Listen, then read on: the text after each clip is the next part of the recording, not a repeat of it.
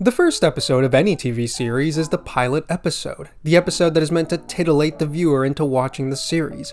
Generally, the pilot wants to emphasize what exactly the series will be about and what viewers can expect. Pilots need to show off what makes them so unique, because you want the viewer to stick around and continue watching as many episodes the series will create. A manga is no different. We have our first episodes, which are our first chapters, that showcase the strong points of the series. In this series, I'm going to roam around the internet wasteland and surprise myself by reading the first chapter of a series to see if it can really grasp my soul to still read it. Who knows, if the series is good enough, I'll probably make more in-depth videos on it. This is how it'll work. We'll pick a series, read the first chapter, give it a look, and talk about its high points, then rate it on a scale. Our criteria for this unique series is going to be 3 different categories. The first one is not really worth going into because the premise is boring or an uncreative mire of what we've already seen. Essentially, dropped. The next category, this is pretty interesting, but I'd rather catch up with my more popular series and put this on the backlog of the lists. This is probably the most accurate depiction of mid. And finally, for our third category, the holy shit, this slaps, I need to read this masterpiece right now. Ideally, we want the first manga chapter to land on the third option because, well, a manga has to do something to actually grab its audience, right? Now we've got our format, we've got our grading scale, so let's take a look at what we pulled out of the magic hat today to read. Sakamoto Days really reminds me of the John Wick movies. The perfect hitman decides to finally retire from his gloomy life after he finds a spark in his life: love. Porky Pig over here is the town's jack of all trades who helps with the chores that are seemingly impossible for the average person. He is the good Samaritan whom everyone will go to for help. He's the pillar of the community, this moral guidepost of a man.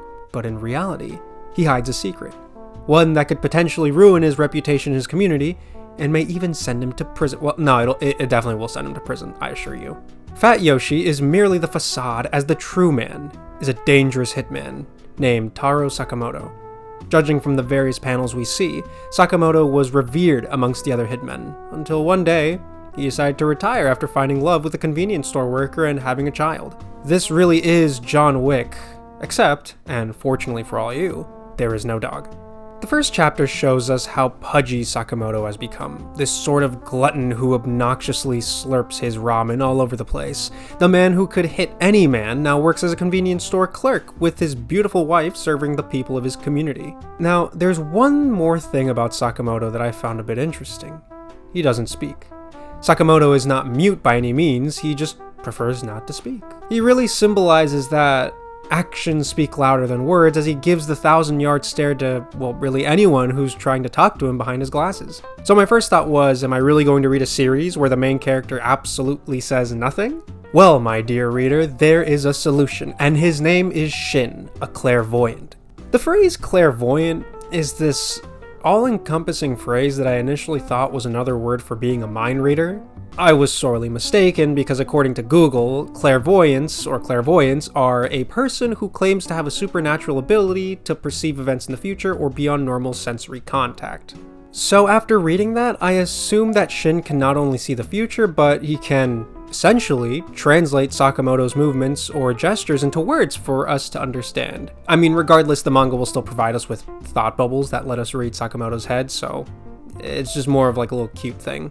This first chapter tasted really good. These standout moments that got me hooked, well, they balance on that darker, more adult humor, which I found really funny. I think the first and main bit of comedy was that, as a clairvoyant, you can see the future, and Shin in particular can read minds. Therefore, Shin can read Sakamoto's mind and see what types of way Sakamoto the hitman would kill someone who is a nuisance to others. I think I remember audibly gasping when I was passing through the first chapter. A man threatened a boy who had accidentally spilled juice on his pants, and the following panel was Sakamoto stabbing the man in the throat with a pen, only for it to be followed up by being a mind read by Shin seeing what Sakamoto would do. This happens again, funnily enough. The central plot of the first chapter is that Shin is sent to assassinate Sakamoto because he left the criminal organization, and that no one is allowed to simply leave because, it's the criminal underworld. The plan fails in spectacular fashion, and the action sequence between Sakamoto and Shin was honestly brought to life right before my eyes. Sakamoto chooses not to kill Shin but utterly incapacitates him by using candy, cream puffs, and a good old-fashioned knockout kick.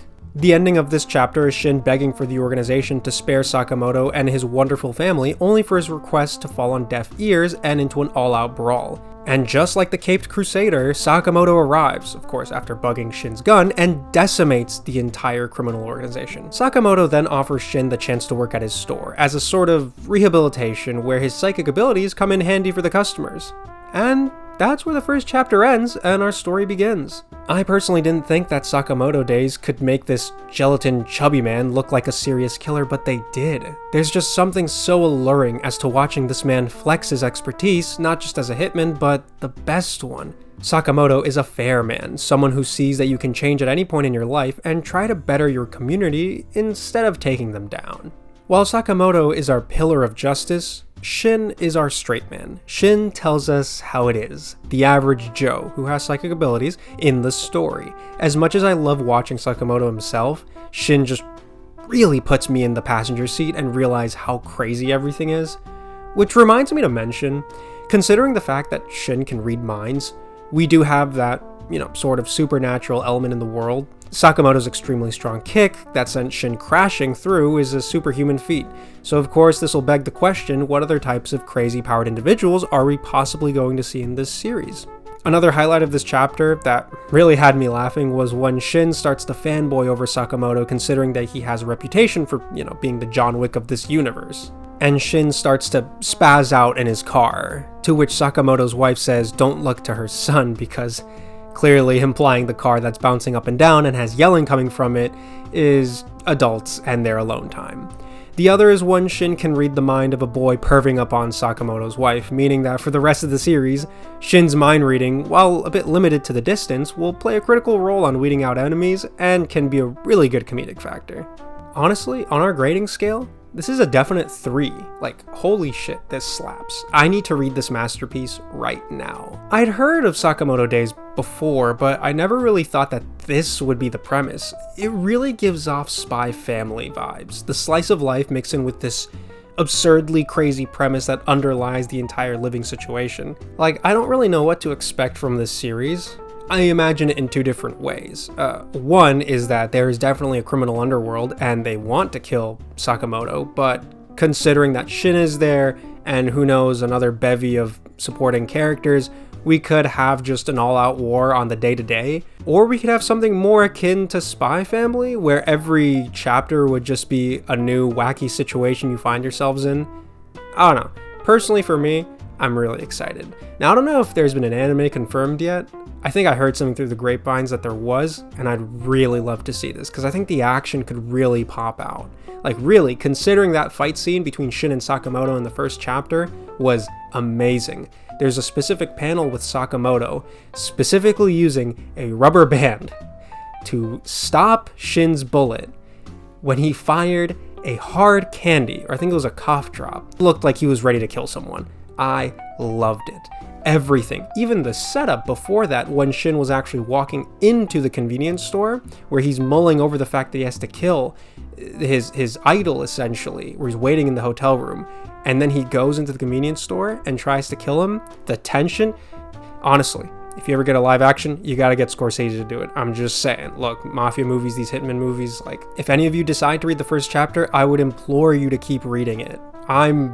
Honestly, the moment after uploading this video, I'm probably going to go read the next 5 chapters, probably. And then I gotta start looking at our next manga I need to do a 1-chapter review on. So, this tasted really good. This was amazing.